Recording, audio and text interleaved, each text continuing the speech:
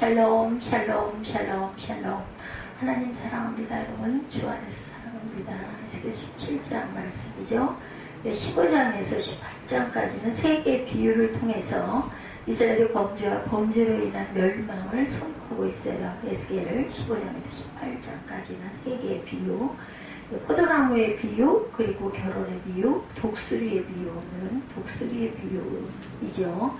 그래서 그 세 가지 비유 가운데 마지막 세 번째 비유, 독수리 비유를 통해 하나님의 말씀을 순종치 않는 유다 바벨론에 의해 유다가 바벨론에 멸망할 것, 그리고 그 뒤에 은혜로 회복될 것, 멸망을 하지만 완전히 멸망시키지 않아요. 그죠?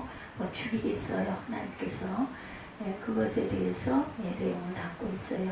첫 번째 1절에서 6절까지 두 독수리와 포도나무, 처음 큰 독수리와 포도나무입니다. 17장 3절에서 6절에서 3절부터 6절까지 큰 독수리 한 마리가 레바논에 이르러 백향목 높은 가지를 취하여 장사하는 땅으로 가져가고 그 땅의 종자를 옥토에 심음으로 그 나무가 무성하게 자라 그 큰 독수리에게 향할 것이다. 이렇게 예언하고 있어요. 이 예언은 바벨론 왕 느부갓네살이 유다를 공격해서 점령한 뒤에 야훼긴을 포로로 끌고 가죠. 그 뒤 시드기야를 왕으로 세워서 유다가 풍요와 안정을 누리면서 바벨론을 섬길 것을 의미하고 있습니다. 열왕기하 24장 8절에서 16절에 같은 내용이 증거되어 있어요. 여호와의 주의 말씀이 내게 임하여 이르시되 인자야 너는 이스라엘 족속의 수수꽃기와 비유를 말하라. 여호와께서 이같이 말씀하여 이르시되 색깔이 화려하고 날개가 크고 빛이 길고 털이 숱한 큰 독수리가 레바논에 이르러 백향으로 높은 가지를 꺾되 그 연한 가지 끝을 꺾어가지고 장사하는 땅에 이르러 3일의 성읍에 두고 또 그 땅의 종자를 꺾고 옥토에 심되 수영보들 가지처럼 큰 물가에 심더니 그것이 자라며 퍼져 녹지 아니하는 포도나무 곧 굵은 가지와 가는 가지가 난 포도나무가 되어 그 가지는 독수리를 향하였고 그 뿌리는 독수리 안에 있었더라. 6절까지 아까 더 이렇게 말씀하고 있어요. 시드기야의 등극에 대해서 열왕기하 24장 17절에 증거하고 있습니다. 17절에 바벨론 왕이 또 야훼긴의 숙부 마따니아를 대신하여 왕으로 삼고 그의 이름을 고쳐 시드기야라 하였더라. 야훼긴의 숙부 마따니아를 대신하여 왕으로 삼았어요. 그 이름을 고쳐서 시드기야라 하고 그 사람들이 바벨론에서 이름을 아예 고쳐서 마따니아를 대신해서 왕으로 삼았다 이렇게 얘기하고 있죠. 바벨론 야훼긴의 숙부 마따니아를 대신하여 왕으로 삼고 이름을 시드기야라 일렀다. 여호와긴이 사로잡혀요. 역대하 36장 10절에 그의 느부갓네살 왕이 사람을 보내요. 야훼긴을 바벨론으로 잡아가고 야훼 전에 귀한 그릇도 함께 가져가고 그의 숙부 시드기야를 세워 유다와 예루살렘을 왕으로 삼았더라. 같이 증거하고 있어요. 열왕기하 24장 17절하고 역대하 36장 10절에 같은 내용을 증거하죠. 두 번째 큰 독수리의 포도나무의 배반이 7절부터 나오죠. 또 날개가 크고 털이 많은 큰 독수리 하나가 있었는데 그 포도나무가 이 독수리에게 물을 받으려고 그 심어진 두둑에서 그를 향하여 뿌리가 뽑고 가지가 퍼졌도다. 그 포도나무를 큰 물가 옥토에 심은 것은 가지를 내고 열매를 맺어 아름다운 포도나무를 이루게 하려 하였습니다. 너는 이르기를 주 야훼의 말씀에 그 나무가 능히 번성하느냐? 이 독수리가 어찌 그 뿌리를 빼고 열매를 따며 그 나무가 시들게 하지 아니하겠으며 그 연한 잎사귀가 마르게 하지 아니하겠느냐? 많은 백성이나 강한 팔이 아니라도 그 뿌리를 뽑으리라. 볼지어다 그것이 심어졌으나 번성하겠느냐? 동풍에 부딪힐 때 아주 멀지 아니하겠느냐? 그 자라던 두둑에서 마르리라 하셨다라. 이렇게 10절까지 증거하고 있어요. 무슨 내용이에요? 두 번째 독수리와 큰 독수리와 포도나무의 배반이죠. 처음 큰 독수리 이외에 또 다른 큰 독수리가 예언에서 언급되죠. 처음 큰 독수리를 향했던 포도나무가 나중에 큰 독수리에게 뿌리를 향한다. 이것은 바벨론을 섬기던 시드기야가 바벨론을 배반하고 애굽을 섬길 것을 예언하죠. 실제로 시드기야는 그를 왕으로 세운 느부갓네살을 배반하고 애굽 왕 바로와 화친합니다. 열왕기하 24장 20절에 증거하죠. 여호와께서 예루살렘과 유다를 진노하시며 그들을 그 앞에서 쫓아내실 때까지 이르렀더라. 시드기야가 바벨론 왕을 배반하니라 이렇게 증거합니다. 애굽의 그 원군 용거를 청하게 되죠. 이름에 37.5절에도 바로의 군대가 애굽에서 나오며 예루살렘을 에웠었던 갈대아인이 그 소문을 듣고 예루살렘에서 떠났다 이렇게 나오고 있습니다. 그리고 그 배반한 포도나무의 쇠망에 대해서 말하죠. 처음에 큰 독수리를 배반하고 나중에 큰 독수리에게 돌아서는 포도나무에 대한 하나님의 예언의 말씀은 배반한 큰 포도나무가 배반으로 인해 시들어버리고 급기야 뽑히리라는 것입니다. 이 말씀은 애국과 화친한 유다의 국력이 쇠락할 뿐만 아니라 급기야 바벨론에 의해 멸망당함으로 유다 나라가 지구상에서 사라져 없어질 것을 의미합니다. 실제로 시드기야를 끝으로 유다는 멸망을 하죠. 양식이 진해져요. 열왕기하 25장 3절에 그의 넷째 달 9일에 성중에 기근이 심하여 그 땅 백성의 양식이 떨어졌더라. 양식이 떨어지면 어떻게 됐어요? 죽겠죠. 백성의 죽음에 대해서 역대 36장 17절에도 하나님이 갈대아 왕의 손에 그들을 다 넘기심에 그가 와서 그들의 성전에서 칼로 청년들을 죽이며 청년 남녀와 노인과 병약한 사람을 긍휼히 여기지 아니하였다 이렇게 증거해요. 그래서 멸망을 하죠. 유다가. 야훼의 말씀이 또 내게 임하여 11절에 보면 너는 반역하는 족속의 묻기를 너희가 이 비유를 깨닫지 못하겠느냐고 그들에게 말하기를 바벨론 왕이 예루살렘에 이르러 왕과 고관을 사로잡아 받으면 자기에게로 끌고 가고 그 왕족 중에서 하나를 택하여 언약을 세우고 그에게 맹세하게 하고 그 땅에 능한 자들을 옮겨간다니 이는 나라를 낮추어 스스로 서지 못하고 언약을 지켜야 능히 서게 하려 하였음이거늘 그가 사절을 애굽에게 보내 말과 군대를 고함으로 바벨론 왕을 배반하였으니 형통하겠느냐? 이런 일을 행한 자가 피하겠느냐? 언약을 배반하고야 피하겠느냐? 16절부터 야훼의 말씀이라 내가 나의 삶을 두고 맹세하노니 바벨론 왕이 그를 왕으로 세웠거늘 그가 맹세를 저버리고 언약을 배반하였은즉 그 왕이 거주하는 곳 바벨론에서 왕과 함께 있다가 죽을 것이라. 대적이 토성을 쌓고 사다리를 세우고 많은 사람을 멸절하려 할 때 바로가 그 큰 군대와 많은 무리로도 그 전쟁에 그를 도와주지 못하리라.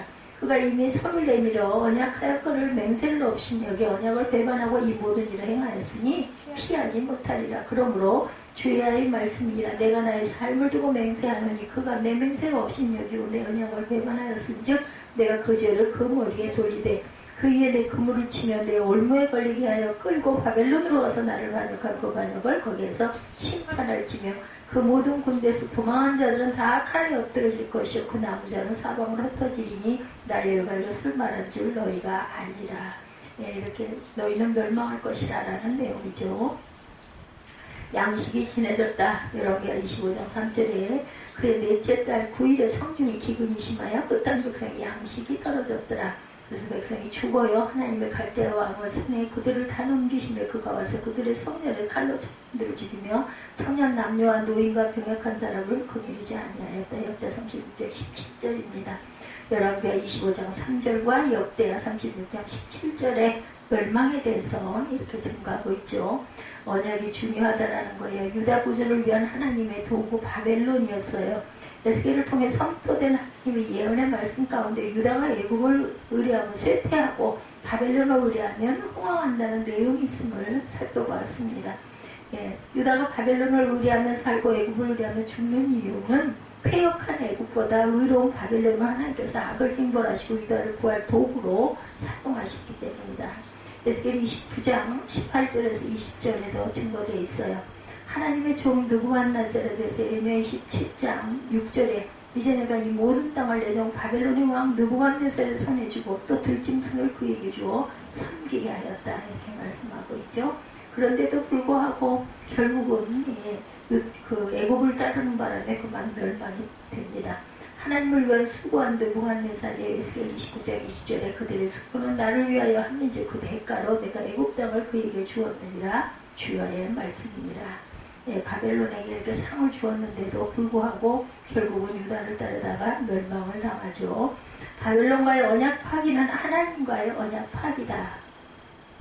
바벨론은 하나님의 도구였으므로 유다가 바벨론과 맺은 언약은 본질적으로 누구와 하나님과 맺은 언약이었다. 따라서 시드기야가 유다 왕으로 바벨론 왕 느부갓네살을 섬길 것을 약속하고도 그 언약을 어긴 것은 하나님과 맺은 약속을 어긴 것과 같다라는 것. 이렇게 볼 때 시드기야와 유다 백성이 그들의 바벨론과 맺은 언약을 파기하고 애굽으로 돌이킨 것은 중대한 죄악이라고 보는 거죠. 역대 36장 13절에 하나님을 가리켜 맹세한 약속입니다. 또한 느부갓네살 왕이 그를 그의 하나님을 가리켜 맹세하였게 하였으나 그가 왕을 배반하고 목을 곧게 하며 마음을 완악하게 하여 이스라엘 하나님 야훼께로 돌아오지 아니하였다.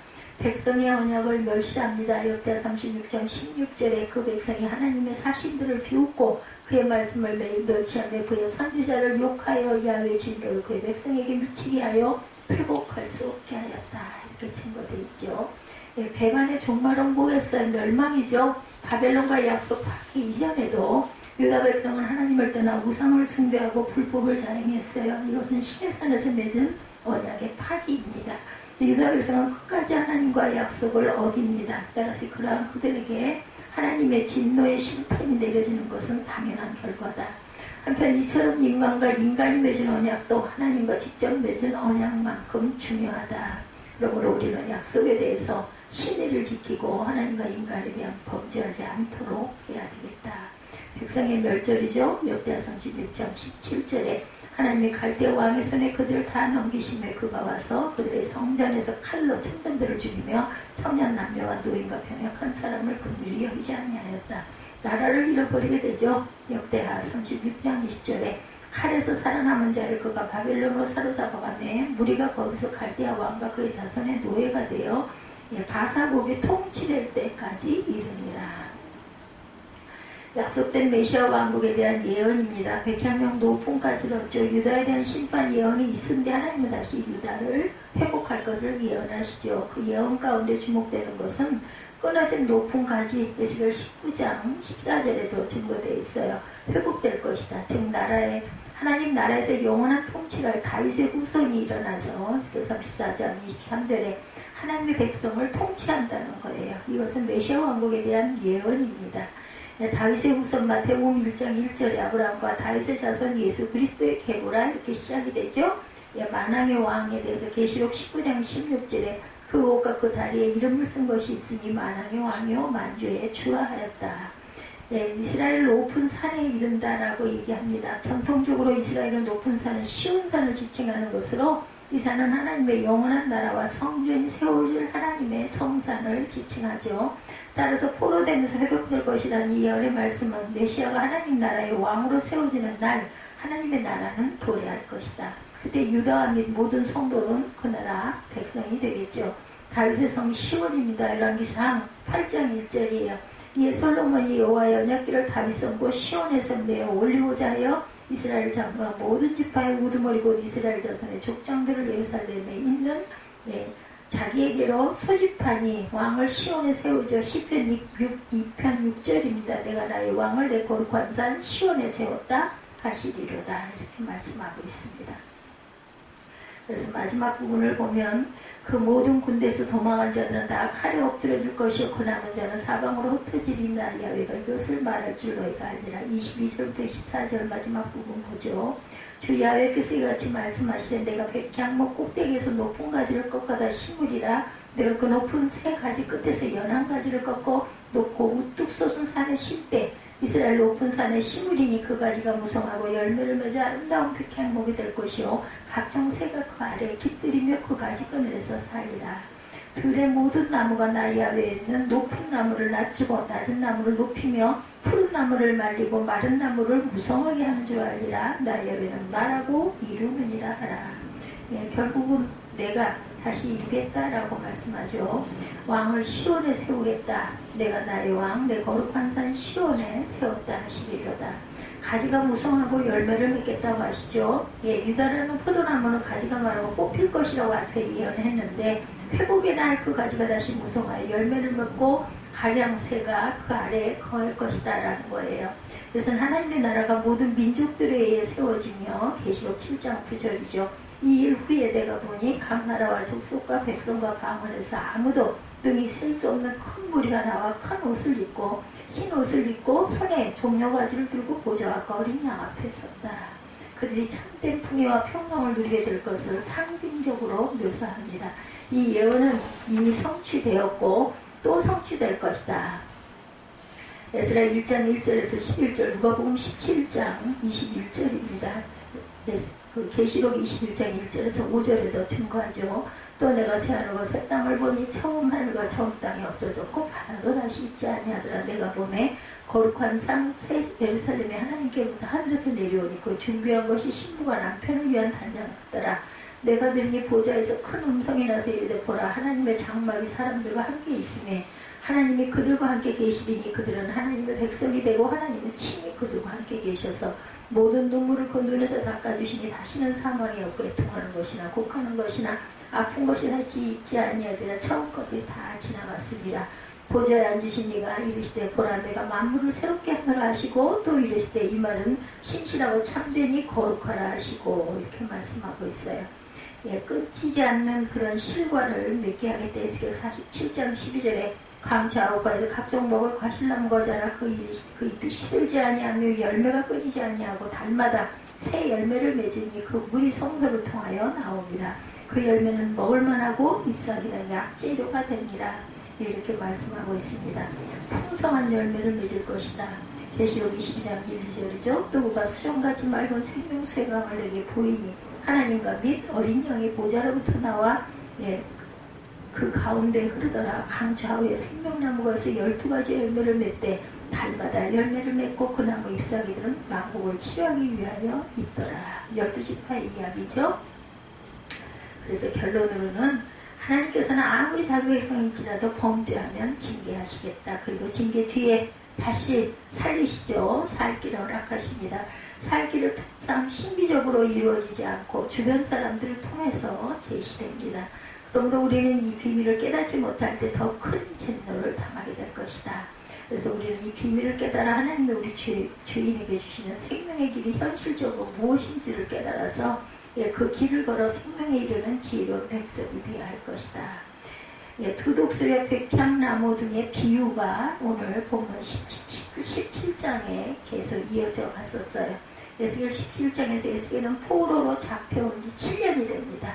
그리고 시드기야가 왕이 된 지도 거의 7년이 되었죠. 시드기야 9년에 바벨론에 이르러 포위당했다가 바벨론에 의해서 완전히 망했으니 그가 망하기 3년 전쯤 하나님은 유다 사람들에게 유다가 왜 망하는지 그 죄에 대해서 말씀하시고 바벨론에 있는 포로들이 어떻게 살아야 하는지를 교훈하고 배우라고 하시죠. 독수리와 두 나무의 비유가 1절부터 야훼 말씀 내가 임하시되 인자에는 이스라엘 족속의 수수께끼와 비유를 말하라. 에스겔에게 말씀하시죠. 에스겔은 이스라엘 족속의 수수께끼를 내고 비유를 듭니다. 야훼께서 이같이 말씀하여 이르시되 3절부터 색깔이 화려하고 날개가 크고 깃이 길고 털이 숱한 큰 독수리가 레바논을 이르러 백향 높은 가지를 꺾되 그 연한 가지 끝을 꺾어가지고 장사하는 땅에 이르려 상인의 성읍에 두었다. 북방에서 큰 독수리 느부갓네살 왕이 레바논으로 갔어요. 그것에 진치는 것을 이야기합니다. 그 독수리는 큰 날개에 긴 깃 알록달록한 털을 가졌다. 하늘의 왕자답게 아주 기품이 대단하죠. 그 독수리는 백향목 끝에 돋는 순을 땄습니다. 여기서 백향목은 유다의 다윗 왕조를 말하고 있습니다. 독수리는 그 연한 햇순을 달라서 상인들의 땅 바벨론으로 몰고 와서 상인들의 성읍에 놓아두었어요. 연한 햇순은 야훼긴 왕을 말합니다. 상인들의 땅은 사업이 융성한 바벨론을 의미하죠. 5절에 보면 또 그 땅의 종자를 꺾고 옥토에 심되 수양받을 가지처럼 큰 물가에 심더니 그것이 자라며 퍼져서 높지 아니한 포도나무고 굵은 가지와 가는 가지가 난 포도나무가 되어 가지는 독수리를 향하였고 그 뿌리는 독수리 아래에 있었더라. 그리고 바벨론 떡에서 난 씨앗을 가져다 유다의 옥토에 심었어요. 시냇가에다가 포도나무를 심듯 물이 많은 시냇가에 그 씨앗을 심습니다. 백향목이 야훼긴 왕이라면 포도나무는 시드기야 왕을 의미합니다. 바벨론은 야훼긴 왕을 대신하여 시드기야를 왕으로 세우죠. 시드기야를 포도나무에 비유한 것은 유다의 전통적인 힘 있는 왕이 아니라는 것을 의미합니다. 옥토에 심은 것은 시드기야가 성장할 좋은 열매를 맺는 환경을 제공해 주었다는 거죠. 그들이 바벨론에게 순종하면 좋은 열매를 맺을 수 있다는 것. 그 씨앗이 싹이 나고 낮게 퍼지며 자라서 무성한 포도나무가 되어 그런데 그 가지는 독수리에게 뻗어 올라갔고 뿌리는 땅에 박고 있었다. 그 씨가 포도나무가 되어 가지를 내뻗고 덩굴선을 뻗칩니다. 시드기야 왕이 바벨론과의 약속 관계에서 유다를 통치하는 것을 의미해요. 그때는 무한히 성장할 수 있었다. 7절에 또 날개가 크고 털이 많은 큰 독수리 하나가 두 번째 독수리죠.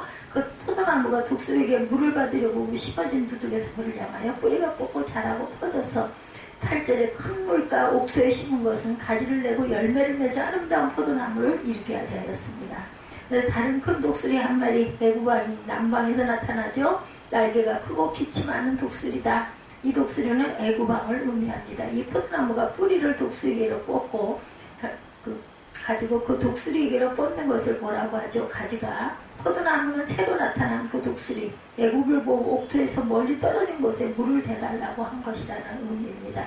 시드기야는 바벨론의 영향 아래서 열매를 맺어야 했어요. 그러나 바벨론 왕과의 약속을 깨고 애굽을 의지하죠. 줄을 잘못 썼어요. 9절에 너는 이르기를 주야의 말씀에 그 나무가 능히 번성하겠느냐? 이 독수리가 어찌 그 뿌리를 빼고 열매를 따며 그 나무가 시들게 하지 아니하겠으며 연한 잎사귀가 마르게 하지 아니하겠느냐? 많은 백성이나 강한 팔이 아니라도 그 뿌리를 뽑으리라. 강하지 않은 누가 있어도 뿌리는 뽑혀버릴 것이다. 10절에 볼지어다 그것이 심어졌으나 번성하겠느냐? 동풍에 부딪힐 때 아주 마르지 아니하겠느냐? 그 자라던 두둑에서 마르리라 하셨다 하라. 그러므로 에스겔은 시드기야 왕과 유다 사람들에게 애굽을 의지한 그 포도나무가 무성해질 수 없으리라는 것, 북방의 독수리가 그 뿌리를 뽑아버리게 될 거다. 바벨론이죠. 그 열매가 떨어지거나 그 새싹이 말라 죽게 될 것이다. 뿌리를 뽑아버리는 데는 큰 힘이나 많은 군대를 동원할 필요도 없다. 동쪽 지구에서 사막을 통과한 열풍이 불어오면 곧 말라버릴 것이다. 자라던 밭에서 말라버린다. 동쪽에 열풍이 불어오는 것은 바로 하나님이 직접 심판하시겠다는 거죠. 11절에 보면 야훼의 말씀이 또 내게 임하여 이르시되 너는 반역하는 족속에게 묻기를 너희가 이 비유를 깨달지 못하겠느냐 하고 그들에게 말하기를 바벨론 왕이 예루살렘에 이르러 왕과 고관을 사로잡아 바벨론 자기의 그리로 끌고 가서 그 왕족 중에서 하나를 택하여 언약을 세우고 그에게 맹세하게 하고 그 땅에 능한 자들을 옮겨갔다 포로로 잡아간 것을 얘기하죠. 13절까지 주께서 에스겔에게 비유를 설명하여 말씀합니다. 저 반역하는 족속에게 이 비유가 무엇을 뜻하는지 알지 못하겠느냐 물어보고 그들에게 일러주라는 거예요. 친절하게. 바벨론 왕이 예루살렘으로 와서 야훼의 왕과 지도자들을 붙잡아 바벨론으로 끌고 가며 예루살렘 나라의 왕족 가운데 한 명 시드기야를 선택해서 그와 바벨론의 속국이 되라는 언약을 맺고 그에게 바벨론에 충성하도록 맹세를 시킨 다음에 유다의 유능한 사람들을 붙잡아 갑니다. 지식인과 기술자를 붙잡아 가죠. 14절부터 이는 나라를 낮추어 스스로 서지 못하고 언약을 지켜야 능히 서게 하려 하였으므로는 그가 사자를 애굽에 보내 말과 군대를 구함으로 바벨론 왕을 배반하였으니 형통하겠느냐? 이런 일을 행한 자가 피하겠느냐? 언약을 배반하고 피하겠느냐? 이렇게 해서 멸망을 당할 것이다. 그런데도 시드기야는 바벨론의 왕을 반역해서 이집트로 사람을 보내고 자기에게 많은 군대와 군인을 파견해달라고 요청합니다. 애굽은 실제적 힘이 없었던 거죠. 16절부터 이 내용이 18절까지 주야훼의 말씀이라 내가 나의 삶을 두고 맹세하느니 바벨론 왕이 그를 왕으로 세울 거를 그가 맹세를 저버리고 언약을 배반하였은지 그 왕이 거주하는 곳 바벨론에서 왕과 함께 있다 죽을 것이라. 대적이 특성을 쌓고 사다리를 세우고 많은 사람을 멸절하려 할 때 바로가 그 큰 군대와 많은 무리로도 그 전쟁에 그를 도와주지 못하리라. 그가 이미 손을 내밀어 언약하였거늘 맹세를 없인 여기 언약을 배반하고 이 모든 일을 행하였으니 피하지 못하리라. 결국 조약을 깨뜨린 시드기야 왕은 바벨론에서 느부갓네살 왕과 함께 있다가 죽습니다. 19절부터 그러므로 야훼의 말씀이라 내가 나의 삶을 두고 맹세하노니 그가 내 맹세를 없인 여기고 내 언약을 배반하였은즉 내가 그 죄를 그 머리에 돌리되 그 위에 내 그물을 치며 내 올무에 걸리게 하고 끌고 바벨론으로 가 나를 반역한 반역을 거기에서 심판할지며 그 모든 군대에도 도망한 자들 다 칼에 엎드려 줄 것이요 남은 자는 사방으로 흩어지리니 나 여호와가 이것을 바란 줄을 너희가 알리라. 멸망이에요. 시드기야는 하나님의 이름을 두고 한 맹세를 업신여겼어요. 하나님 이름을 걸고 맺은 언약을 깨뜨렸기 때문에 야훼께서 벌을 주어서 그 죄를 그의 머리에 돌리셨다. 이 약속은 사람과의 약속이 아니라 하나님과의 약속이다. 야훼가 그물을 쳐서 그를 망으로 올가 바벨로니아로 끌고 가 거기에서 야훼가 당신을 반역한 그 반역을 심판하시겠다. 시드기야나 바벨론을 배신한 것이 아니라 하나님을 배신한 것이죠. 실제로는 그의 모든 군대는 죽임을 당하고 살아남은 사람은 모두 사방으로 흩어졌어요. 이때야 비로소 유다 사람들은 이렇게 예언한 것이 여호와인 줄을 알게 됐어요. 이게 이미 때는 늦었는데 높은 가지와 새순을 다시 심으리라. 22절에 주 야훼께서 내가 백향목 꼭대기에서 높은 가지를 꺾어다 심으리라. 내가 그 높은 새 가지 끝에서 연한 가지를 꺾어 놓고 우뚝 솟은 산에 심되. 하나님이 다시 말씀하시죠. 야훼가 바벨론이라는 백향목 끝에 돋을 가지를 꺾어다 심으셨어요. 이것은 야훼 기노 왕의 후손 스룹바벨을 유다로 인도하실 것을 말씀합니다. 다시 성을 재건하죠. 또 야훼가 그 나무의 맨 꼭대기에 돋는 어린 가지들 가운데 연한 가지를 하나 꺾어다 직접 높은 우뚝 솟은 예루살렘 산 위에 심으셨어요. 이는 궁극적으로 메시아가 올 것이라는 것을 의미합니다. 메시아는 모든 산 중에 가장 뛰어난 산이 되시고 신 중에 신이 되시죠. 홀로 우뚝 솟은 산이라는 거죠. 이사야 53장에도 예수님을 연한 순에 비유하죠. 예수님이 연한 순과 같습니다. 마른 땅에서 나온 줄기 같다. 가난하고 볼품없이 자랄 것이며 겸손하고 온유할 것이라는 것. 끊임없이 성장하시는 생명이 있습니다. 이사야 11장에 11가지에서 새순이 돋아 성령이 오신다 이렇게 말씀하고 있어요. 그분은 지혜와 총명의 신, 모력과 재능의 신, 지식과 야훼를 경외하는 신을 주실 것이다. 성령은 우리의 마음을 부드럽게 하시죠. 겸손하게 하시고 온유하게 하신다. 이사야 11장 1절부터 5절까지 보면 이 새 줄기에서 싹이 나며 그 풀에서 한 가지가 나서 결실할 것이요 그의 위에 야훼의 영 곧 지혜와 총명의 영, 모략과 재능의 영, 지식과 야훼를 경외하는 영이 강림하시리니 그가 야훼를 경외함으로 즐거움을 삼을 것이며 그의 눈에 보이는 대로 심판하지 아니하며 그의 귀에 들리는 대로 판단하지 아니하며 공의로 가난한 자를 심판하며 정직으로 세상에 겸손한 자를 판단할 것이며 그의 입에 막대기로 세상을 치며 그의 입술의 기운으로 악을 죽일 것이며 공의로 그 허리띠를 삼으며 성실로 그의 몸에 띠를 삼으리라 이렇게 말씀하죠. 그래서 본문 23절에서 이스라엘 높은 산을 심으리니 그 가지가 무성하고 열매를 맺어 아름다운 백향목이 될 것이요 각종 새가 그 아래 깃들이며 그 가지 그늘에서 살리라. 이렇게 새롭게 내가 다시 살릴 것이라는 거죠. 이스라엘의 높은 산 위에 야훼가 그 가지 예수를 심어 놓으면 거기서 가지가 뻗어나오고 열매를 맺고 아름다운 백향목이 될 것이다. 그래서 마지막 24절에 보면 들의 모든 나무가 나여는 높은 나무를 낮추고 낮은 나무를 높이고 푸른 나무를 말리고 마른 나무를 무성하게 하는 줄 알리라. 이렇게 생명 없는 곳에 생명을 다시 주시겠다라고 말씀하죠. 예수 그리스도를 통해 역전이 일어날 것이다. 그때 야훼는 그리스도를 통하여 약한 자들을 강하게 하시고 강한 자를 약하게 하실 것이다. 겸손한 자를 높이시고 교만한 자를 겸손하게 하실 것이다. 하나님은 예수님을 연한 순 같은 분으로 보내셨지만 역사의 주인이 되시고 그리고 나의 주인이 되실 것이다. 예수님은 부활하신 후에 엠마오로 가는 두 제자에게 나타나시죠. 그리고 하나님의 말씀을 설명하십니다. 누가복음 24장 27절에 이에 모세와 및 모든 선지자의 글로 시작해서 모든 성경의 쓴바 자기에 관한 것을 자세히 설명하시니라 이렇게 증거되어 있어요. 모세와 선지자의 글에 메시아의 예언이 많다라는 거죠. 우리가 읽은 본문도 언뜻 읽어서는 무슨 말인지 잘 모르지만 선지서에 나타난 많은 메시지, 그 메시아의 예언 가운데 하나, 하나님은 에스겔에게 상징적인 언어로 증거하라 이렇게 말씀합니다. 2절이죠. 인자야너는 수수께끼와 비유를 이스라엘 족속에 베풀어라. 저는 어렸을 때 수수께끼 우리들 참 재밌어 했어요. 저도 어렸을 때. 굴이 두 개 있는데 기차가 왔다 갔다 하는 것이 무엇일까요?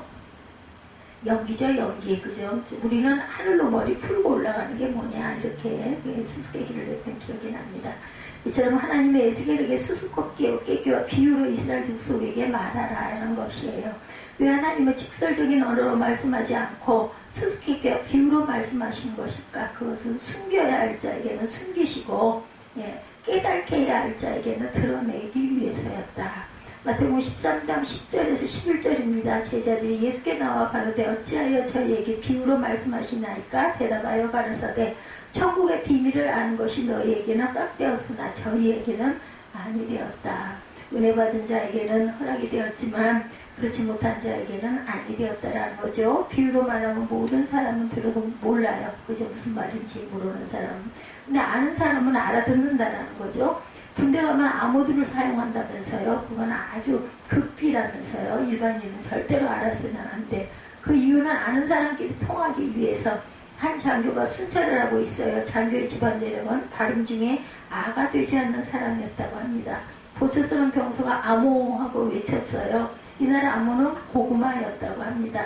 이 장교가 대답하기를 고구미라고 했다면서요. 이런 말미암아 결국은 암호를 온전히 못해서 죽었다라는 거죠. 그리고 이 사람이 죽으면서 오늘 암호가 감장가를 뭐라 그랬겠어? 김진기 했다면서요. 그리고 말하고 죽었다. 뭐 확인이 안 된 얘기지만 웃으려고 만들어 놓은 건데 참 재밌어요. 비유나 수수께끼를 통하는 사람끼리는 통하고 통하지 않는 사람은 통하지 않기 위해서 말하는 것. 그래서 에스겔 17장의 수수께끼는 어려움도 보이지만 하나님께서 마음이 급하셨는지 해설을 모두 다 해주셔요. 이게 성경을 보면 답이 딱 나와 있죠. 그래서 의미를 분명하게 알 수 있다. 정말 뭐 이상스러운 말들이 막 적혀 있는 것 같은데 가만히 들여다보다 보면은 너무나 쉬운 그냥 정답이 다 나와 있는 거예요. 그래서 에스겔 17장의 수수께끼는 어려움도 보이지만 하나님께서 의미를 다 알려주신 것이다. 수수께끼를 바로 알기 위해서는 역사적인 사건을 다시 기억해 봐야 합니다. 17장 바벨론 왕인 느부갓네살은 유다를 3차례에 걸쳐서 침공했죠. BC 605년 야외김이 왕일 때 1차 침공을 해서 다니엘과 젊은 사람들을 포로로 끌고 가죠. 그런데 야외김은 폐위가 되지 않았습니다. 야외김은 바벨론 왕의 속국 노릇을 해야 하는데 결국은 배반을 하죠. 누구를? 애국을 의지하기 위해서 배신을 합니다. BC 598년에 느부갓네살 왕이 2차로 다시 침공하죠. 2차 침공 때 야외긴 왕을 사로잡아 갑니다. 그리고 1만 명 이상 유다의 높은 지위에 있는 사람을 모두 포로로 잡아갔어요. 유다에는 그러니까 아주 천한 사람들만 남아 이때 에스겔도 포로가 되죠. 근데 바벨론 왕 느부갓네살은 야외긴을 바벨론으로 잡아가고 야외긴의 숙부인 시드기야를 왕으로 세웠다는 거죠. 이 시드기야는 바벨론 속국이 되어서 조공을 잘 들이며 살 수 있었을 텐데 바벨론에 반역을 하죠. 애국에게 의지하기 위해서. 줄을 잘못 쓴 거예요. 애국과 동맹을 맺고 애국의 도움을 청해서 바벨론으로부터 해방되려고 하다가 느부갓네살 왕이 언약을 배반한 시드기야를 BC 587년에 3차 침공해서 완전히 멸망시키고 시드기야 왕은 아들이 죽은 것을 봤고 자신은 두 눈이 뽑힙니다. 그러니까 하나님이 선지자를 통해서 에스겔을 통해서 계속 애국을 의지하지 말고 바벨론을 의지하라고 계속 알려주었는데도 말을 안 들어서 결국은 죽은 거죠. 두 눈이 뽑혀가지고 끌려가서 죽습니다. 그래서 에스겔 17장에는 2, 3차 침공 때 사건들이 수수께끼로 하나님이 말씀하신 그 내용이 나와 있는 거죠. 두 독수리와 포도나무와 백향목의 비유. 그래서 3, 4절에 이르길 주의 말씀에 새색이 갖추고 날개가 크고 깃이 길고 털이 숱한 큰 독수리가 레바논에 이르러 백향목 높은 가지를 취하되 연한 가지 끝을 꺾어 장사하는 땅에 이르러 그 상고의 상급에 두고 큰 독수리는 바벨론 왕 느부갓네살을 의미합니다. 느부갓네살이 레바논의 백향목 높은 가지를 취하였다. 레바논의 백향목은 성전을 짓는 나무예요. 그리고 유다의 왕궁을 지은 나무입니다. 이것은 유다의 왕가를 뜻하는 거죠. 유다의 왕가는 다윗의 가문이죠. 레바논의 백향목은 다윗의 가문을 의미한다는 것. 4절에 연한 가지는 BC 598년에 포로로 끌려간 야외긴 왕을 의미합니다. 백향목의 연한 가지를 꺾어 장사하는 땅에 이르러 상고의 성읍에 두었다는 말은 야외긴을 포로로 잡아 바벨론에 끌고 갔다. 즉 바벨론 왕 느부갓네살이 다윗의 가문 중에 야외긴을 포로로 잡아 바벨론으로 끌고 갔다는 것. 이것이 에스겔 13장 3절과 4절의 수수께끼 해답이에요. 에스겔 17장 5, 6절이죠. 그 땅의 종자를 취하여 옥도에 심되 수양버들 가지처럼 큰 물가에 심더니 그것이 사람에 퍼져 높지 아니한 포도나무 곧 굵은 가지와 가는 가지가 난 포도나무가 되어 그 가지는 독수리를 향하였고 뿌리는 독수리 아래에 있었더라. 느부갓네살 왕은 야외긴을 포로로 잡아가면서 유다 땅에 시드기야를 왕으로 세웠다. 포도나무는 시드기야를 말합니다. 시드기야는 바벨론 밑에 있어서 소국 노릇을 해야 했어요. 하나님이 형벌로 정하신 벌이죠. 8절에 포도나무를 큰 물가 옥토에 심은 것은 가지를 내고 열매를 맺어 아름다운 포도나무를 이루게 하려 하였습니다. 그리고 포도나무는 열매를 맺어서 바벨론에 조공을 드려야 했다. 근데 7절에 보면 다른 독수리가 한 마리 나오죠. 두 번째 독수리입니다. 날개가 크고 털이 많은 큰 독수리 하나가 있었는데 포도나무가 그 독수리에게 물을 받으려고 그 신긴 두둑에서 그를 향하여 뿌리가 마르고 가지가 퍼졌도다. 7절의 독수리는 애굽이에요. 시리아 왕이 느부갓네살 왕에게 조공을 바쳐야 하는데 배반해서 애굽에게 도움을 청했다는 거죠. 시리아 왕이 배반하자 느부갓네살 왕이 화를 내겠죠. 당연히 구절이죠. 또 날개가 크고 털이 많은 큰 독수리 하나가 있었는데 포도나무가 이 독수리에게 물을 받으려고 신긴 두둑에서 그를 향하여 뿌리가 마르고 가지가 퍼졌도다.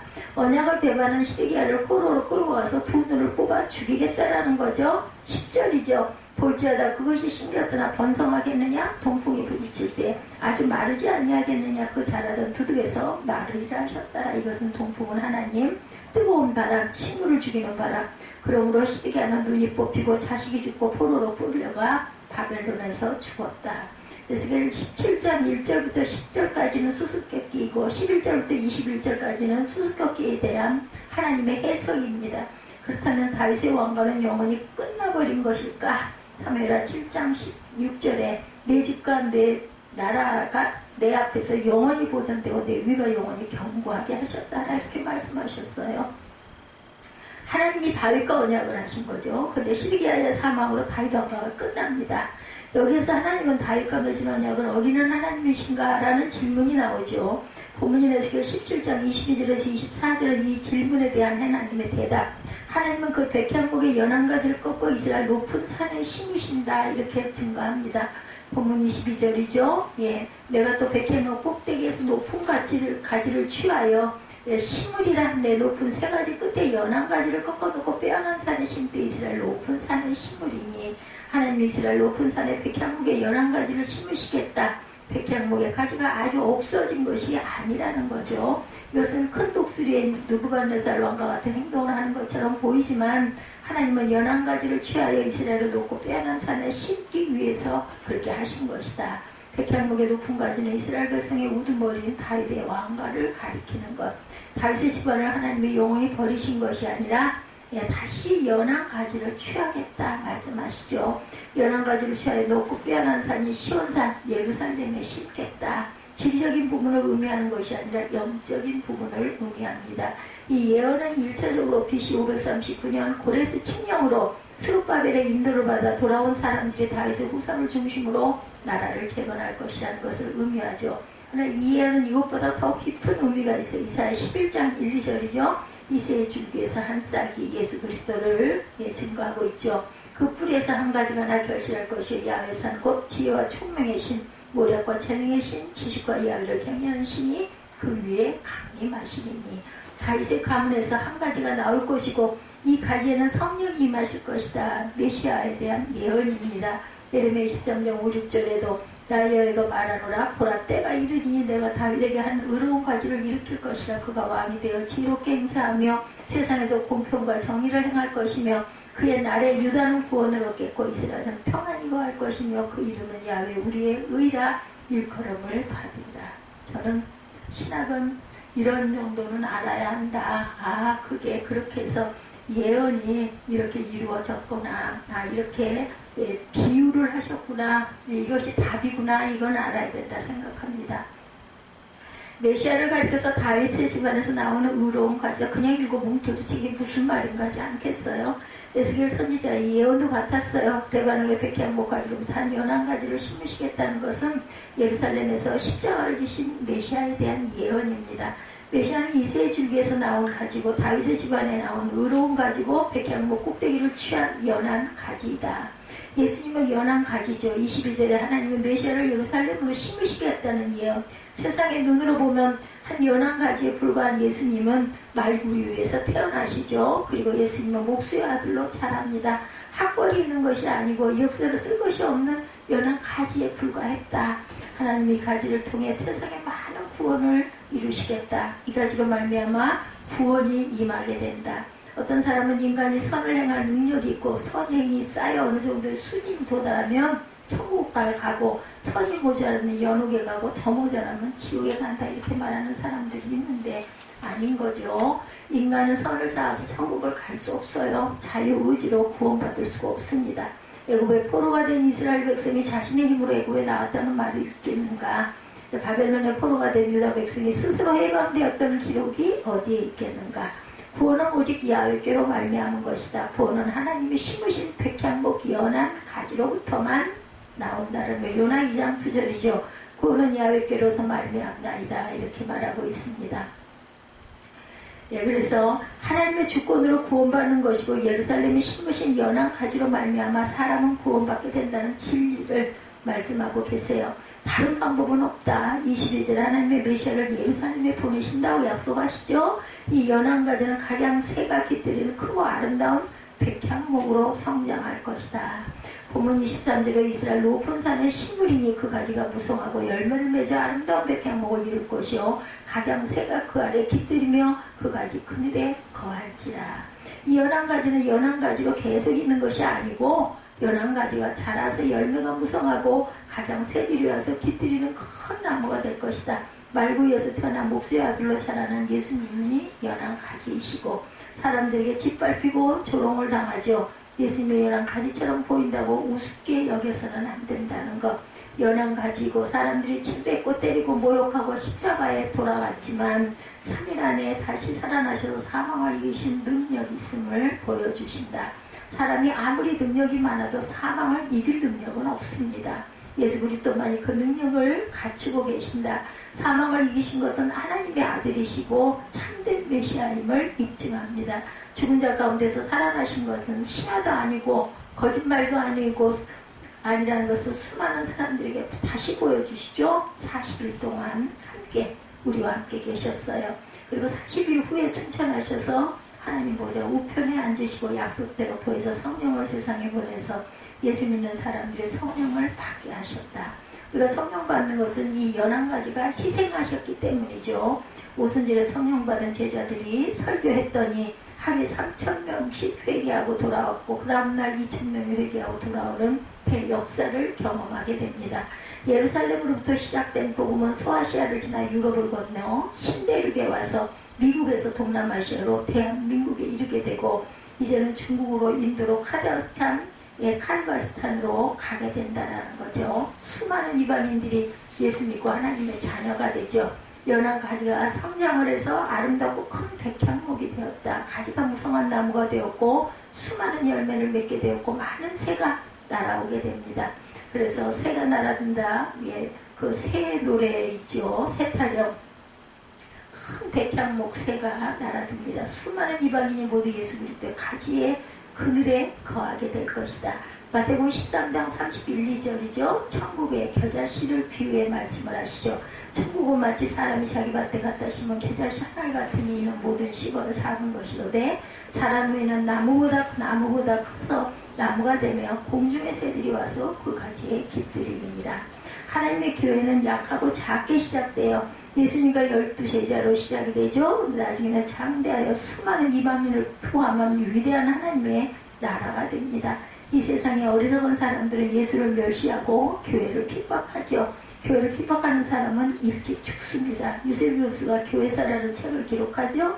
이 책을 쓴 목적은 로마 황제 중 교회를 핍박하는 황제치고 일찍 죽지 않는 황제가 없다는 것을 증명하기 위함이었어요. 모두 일찍 죽습니다. 연한 가지가 꺾어지기는커녕 자신들이 꺾일 것이다. 하나님의 교회는 세상에서 멸시를 받고 핍박을 받을지라도 우리가 확신할 수 있는 것은 하나님의 교회는 연한 가지처럼 시작하지만 크고 아름다운 백향목이 반드시 될 것이다. 우리 성도도 크고 백향목이 될 것이라는 것을 선포할 줄 알아야 된다.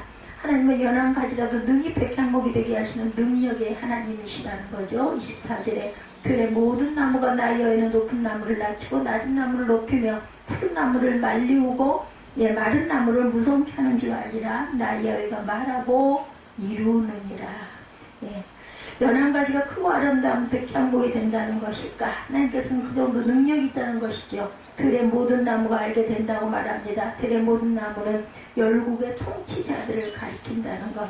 하나님의 능력은 우주적인 영향을 미치죠. 그리고 하나님의 능력은 외적인 영향과 내적인 영향을 준다라는 것.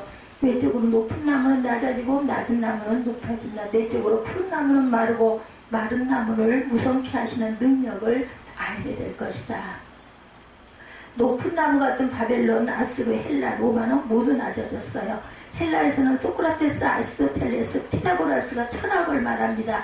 아테네의 파데르는 신전 같은 위대한 문화유산을 세우죠. 대한민국은 고조선 시대였어요. 그리스가 문명을 꽃피울 때 우리나라는 삼국시대도 안 되었을 때였습니다. 그런데 그리스의 IMF가 찾아오죠. 힘들게 살고 있어요, 지금은. 그리고 연금 올려달라고 시위를 합니다. 높은 나무가 낮아지고 낮은 나무가 높아진 것이죠. 하나님은 높은 나무를 낮추시고 낮은 나무를 높이시는 하나님, 그리고 푸른 나무도 말리시고 바짝 마른 나무를 무성케 하시는 하나님이라는 것을 우리가 절대로 잊어버리면 안 되겠다.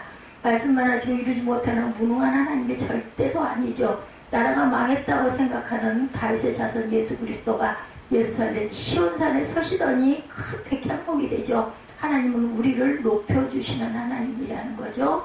당신이 나를 일으켜 주셨기에 산에 우뚝 솟을 수 있는 You raise me up이죠. So I can stand on mountain 하고 찬양을 올립니다. You raise me up to walk on stormy seas. 당신 나를 높여주셨기에 나는 폭풍에 가나 바다도 건널 수 있습니다. I am strong when I am on your shoulders. 내가 당신의 어깨 위에 있을 때 나는 강한 존재가 됩니다. You raise me up to more than I can be. 내가 될 수 있는 가능한 것보다 당신은 나를 높여주셨습니다. 우리 인생에 두 가지 질문을 던집니다. 첫째, 내 인생을 어디에 깃들일 것인가? 내 인생을 어디에 깃들이고 어느 그늘에 피할 것인가? 이 질문입니다. 시드기야의 왕은 애굽의 그늘에 피하려고 하다가 그만 죽고 말죠. 애굽은 세상을 의미하죠. 세상의 재물, 권력, 쾌락을 의미합니다. 근데 그것을 의지할 것이 못되죠. 피난처가 될 수 없다. 재물이 그늘이라고 믿는데 곧 사라진다. 권력과 쾌락이 그늘이라 믿어지는데 없어지죠. 23절 후반에 각양새가 그 아래 깃들이며 그 가지 그늘에 거할지라고 기록되죠. 백향목까지 그늘에 거하리라는 것, 그리스도의 그늘에 거하는 사람은 멸망과 지옥의 형벌에서 해방되고 참 자유와 기쁨의 안식을 누리게 되고 현세와 내세가 형통할 것이다. 어느 그늘에 어느 거할 것인가는 각자가 결정할 일입니다. 둘째, 낮은 나무와 마른 가지 같은 내 인생도 소망이 있을 것인가? 이런 생각이 드는 사람은 하나님의 높으시고 무성하게 하시는 능력을 사모하시기 바랍니다. 우리 인생은 하나님의 능력으로 살아야 되죠. 낮은 나무도 높이시고 마른 나무도 무성케 하시는 하나님을 의지하시는 저와 여러분들이 되시기를 주님의 이름으로 축복합니다.